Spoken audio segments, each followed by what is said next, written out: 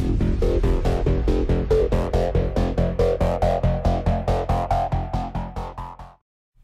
it's Julian here, and today I'm going to show you the third episode for Game Development Diaries. So we've worked on a ton more stuff prior to the earlier videos.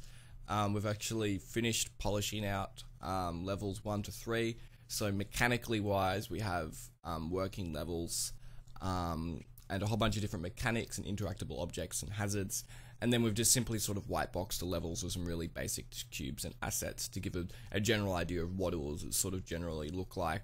Although none of the artwork is done at all. Nothing as far as art is final yet, since we're not working on art at this stage of development. That will come soon. But yeah, all of our mechanics are really nicely fine-tuned now, and we've got a pretty nice looking game. So I'll get straight into it. So I'm in scene 1 right now. I'll quickly just play the game. So as you can see, we have the very nice rope here. I will just maximize my screen.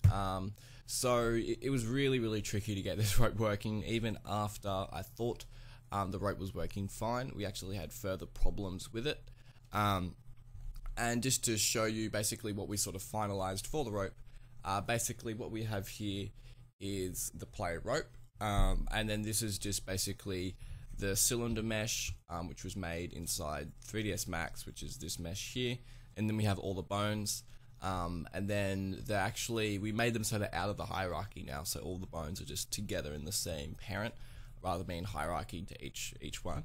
And then each bone also has a spring joint now, which helps you to snap them into place a little bit easier.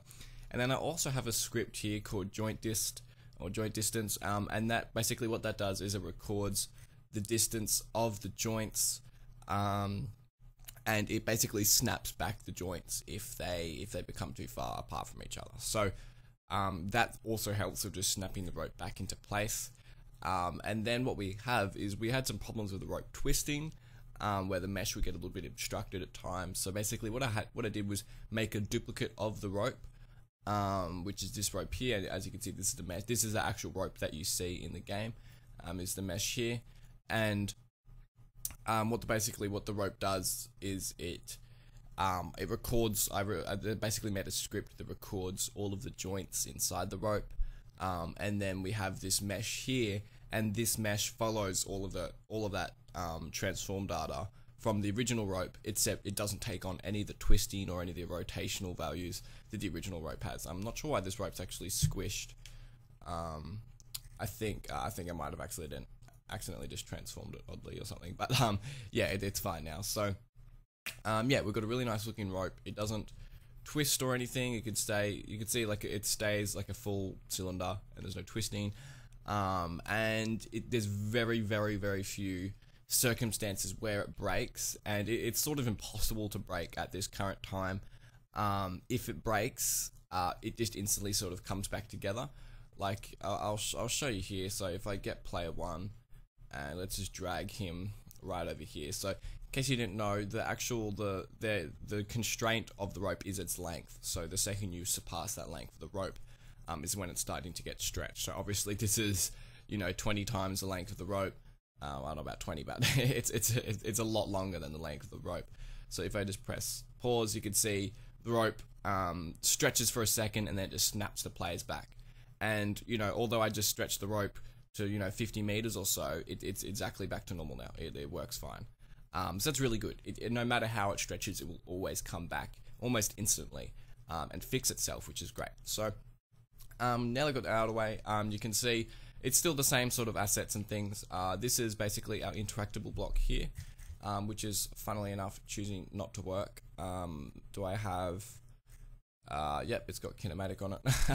So if I move it here, you can see basically I'll move it onto the pressure plate, and then that will bring up our elevator. And these are all things that Gareth from the team scripted. He helped. We sort of worked on all these little interactable objects and hazards and all that through the scene. It's just myself here. I'm trying to play a 2-player game as 1 player, so it might be a bit difficult sort of trying to get through things here. But as you can see, we basically got another elevator here. So if I just quickly pause the game, I'll just get the player 1 and just drag him up the top here. And what's really great about this rope is it actually works really well for sort of bug testing development purposes, because as you can see, I just drag the player completely out of the constraints of his rope, and then I press pause again, and then it just snaps the rope back to his position. There's no problem. So yep, and then me standing on this pressure plate basically sets this elevator to go off, so the player down there can go along there. And then I'll just pause it again, and I'll just move the player up here as well. So let's just pretend both player 1 and 2, actually I'll just move it both onto the same platform. So player 1 and 2 are both up here now. So you can actually push the other player, which makes it a bit easier for doing things like this. But we've got this little hatch here, and this is basically a way to introduce sort of triggered hashes and triggered platforms that sort of break from underneath you. So if I jump on top of these platforms, these sort of trigger pads here, you can see these hatches basically fall down and then they go back up after a second. So that's how you sort of introduce them, and basically each player would be on a separate path. So obviously no matter what trigger you go on, it triggers both of them to fall down at the exact same time. So this is basically a timed based task where both players have to jump onto that block at the exact same time, because if one player jumps before the other player, obviously the other player is going to fall down. And then we also have these ladders here, which basically just automatically climb up for you. So this is basically a script which just adds velocity to the player. And we just got a simple, basically like a little wind tunnel sort of here in the ladder. I'm not sure if it's one of these scripts. So yeah, so in this ladder here, we got its collider, and then if the player enters that collider there, it just simply adds force to the player and just sort of lifts them up. It just works really easy, and it's just a really nice simple way of doing sort of a ladder thing where you don't have to press any extra buttons. It just simply takes you up. And this can also work really well if we want to make this into, let's say, like wind currents or water rapids, as it's just using force. We can actually change the force direction, because we're running the force direction off of vector 3. So you can see on the right hand side here, I've got my wind elevator script, and I can just simply change the exact direction that the force is actually pushing you in, and I can change the amount of force that it pushes you and all that as well. So yeah, if we have levels later in the game where maybe you have to jump a gap, and then there's this big sort of wind tunnel that sort of carries you over to the side or something, we can use that exact script and just sort of reuse it, which is really nice. So that's level 1. It's pretty straightforward. It's the very first level in the game, and we want to introduce some nice mechanics. So we're introducing the interactable block, elevators, some rotating doors, ladders, these hatches, pressure plates. Our pressure plates can trigger things. It's actually a lot of things to sort of try work into the same level, except I think we did a pretty good job, and we've done lots of testing this level and seemed to get some pretty good feedback. So I'll go on to level 2 now.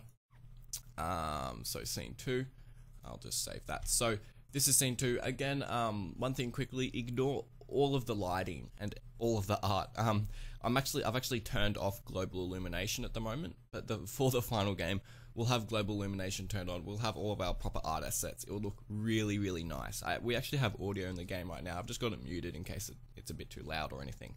But yeah, it's going to look, we're going to really focus heavily on the art for this game. So please ignore all of the art that's in there at the moment, because obviously the lighting is really, really bad. It's just simply, it's really easy for us to be able to transfer the Unity scene from one to another and update the file if the file is a really small file size. And to get a small file size, we need to retain having little to no art assets and not bake any complex light maps before we really need to. So that's the only reason why the lighting and all that's sort of looking very basic at the moment. But this is scene 2. So again, I've got my 2 players here. I have a trigger platform which actually unlocks a sort of side pivoting door, you can see here, and this platform gets triggered whenever a player stands on it. So I'll just move the blue guy over here, and then I'll pause the game and just move the red one up here. And then again, this platform up here on top of this little shelf is another sort of player trigger platform. So obviously one player triggers the door to go across, the other player can walk up here, and then that same player triggers this for this player to go up. So now both players are up here. And what we have here is a new mechanic that's actually really cool. It's basically a seesaw. So if I can see here, I hop on this block here, and there's sort of this physics and it's sort of turning the block side to side. What I quickly might do is just push the red player onto it as well. So if you can see, if the red player stands there, he's actually holding up the seesaw for me, which is basically, it's how this puzzle works. So if I push this red player a little bit up there, I can run and jump off the end of this seesaw if he's holding it up for me. And then what I can do is I'll try to pull him a bit over here. Come on, mate. And then obviously if he tries to get up, he's not able to because he has nothing weighing down the other end of the seesaw for him.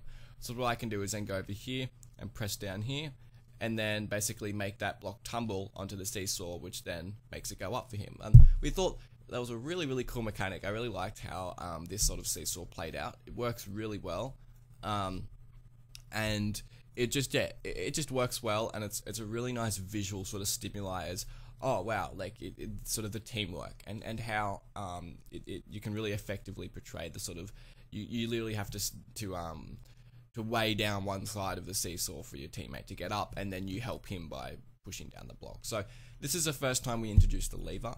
I'll quickly pause the game again and just move across this player. So basically, obviously, you cannot possibly, you can't click that lever because it's sort of floating in the center. So what you have to do is use the rope to activate the lever.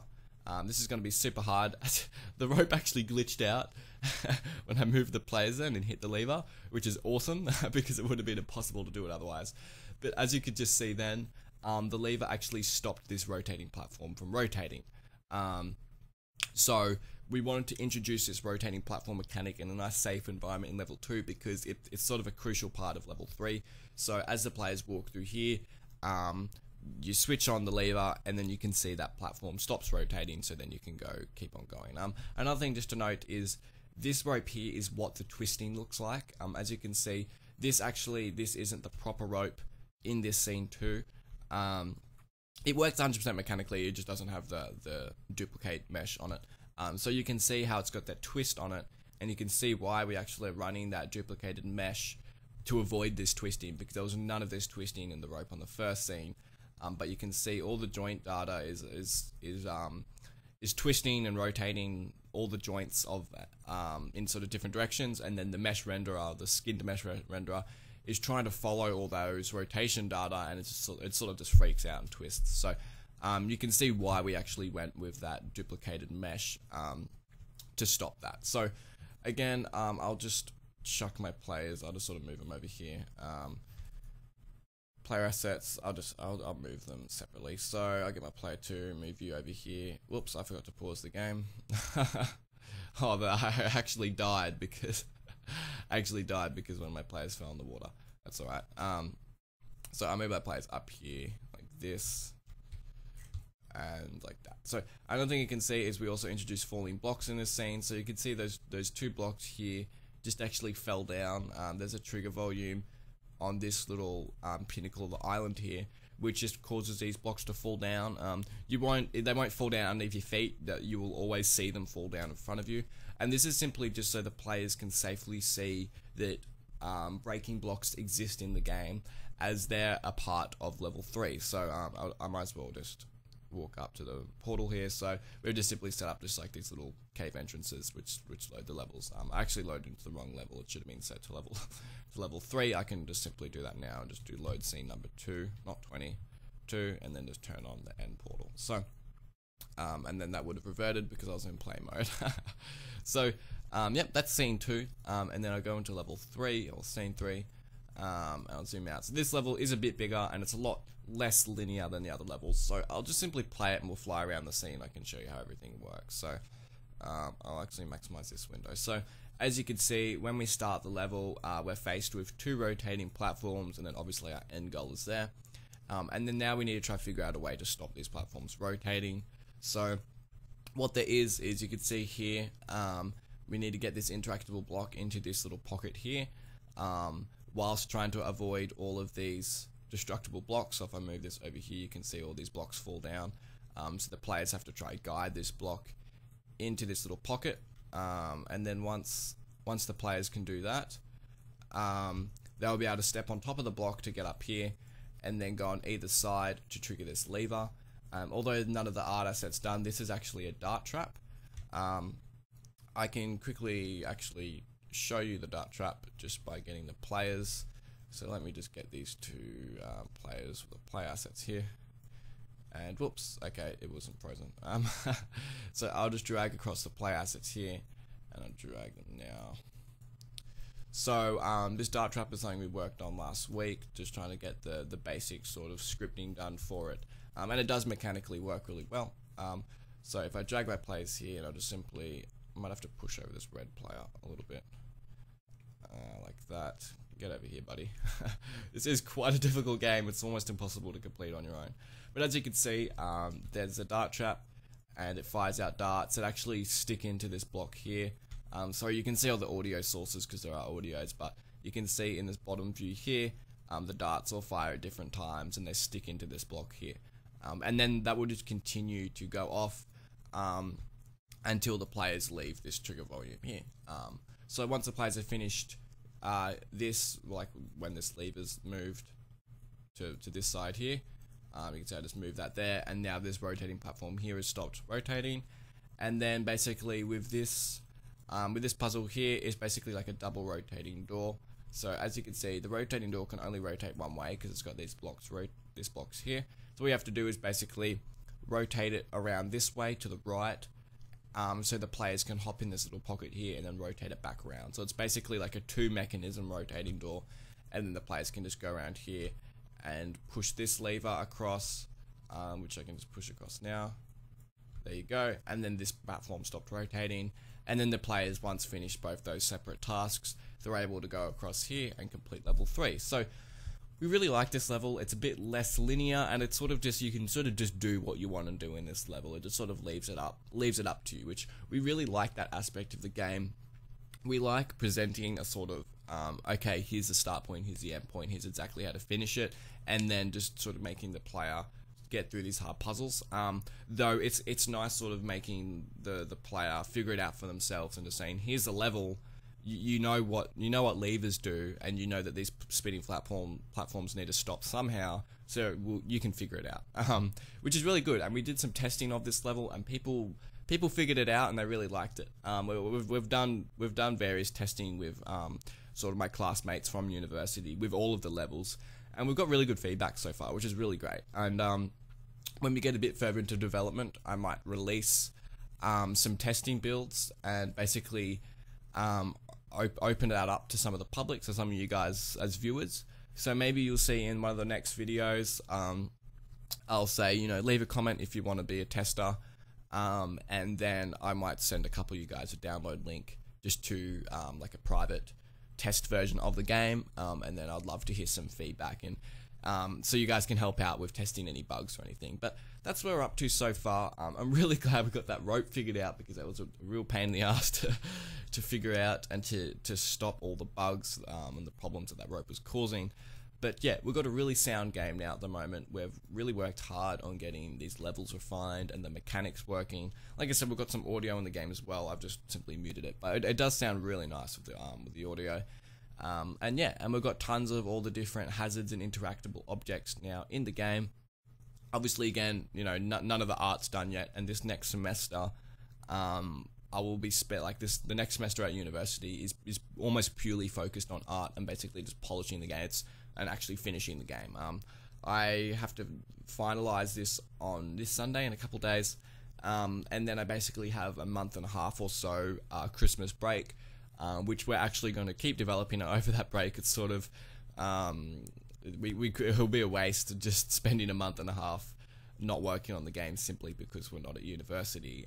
So yeah, we're going to keep working on it, and I'll try keep getting some videos out, although there might be a bit more of a gap in between each video. We'll still try to get out some update videos during the break. It'll definitely be some more art things coming up soon, as well as some more level designs. If you have any ideas for you think this could be a really cool level, if you want to, draw some cool level designs, if you have any ideas, I'd love to see everyone's feedback.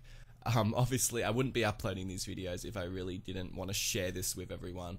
And yeah, this is sort of basically a little development sort of diary, like blog. So rather than just sort of posting images on Facebook or a website as a dev blog, I thought it'd be a lot more interactive to actually share this personally with the audience, engage your comments and your feedback. and I can show you things in a lot more detail being in a video as well. So sorry if this was a bit longer video. I had a lot more to show because we actually got a lot more done in this sort of section of development, and that was mainly because we finished up the rope and we could sort of take away some of the time from the rope and really perfecting these sort of first tutorial levels. So I hope you all enjoyed the video, everyone. Again, if you have any sort of feedback, I'd love to hear it. This is why I upload the videos, is to get you guys feedback and see how you guys are liking it. So thanks for watching, everybody. It's been Flow Graphics or Julian here. See ya.